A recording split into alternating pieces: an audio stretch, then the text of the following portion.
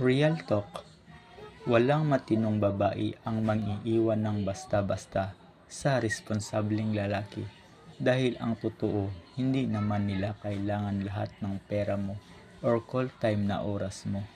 Simpleng update, respeto, magpapahalaga, tunay na pagmamahal mo sa kanila ay sapat na. Boy, tandaan mo to, hindi sapat ang pera mo para matawag mo ng responsableng lalaki ka na or kaya responsableng ama ka na. Hindi lahat ng tao sa pera sumasaya dahil karamihan sa mga babae sa presensya mo sa'yo. Oo, ikaw ang kanilang kailangan, hindi ang pera mo.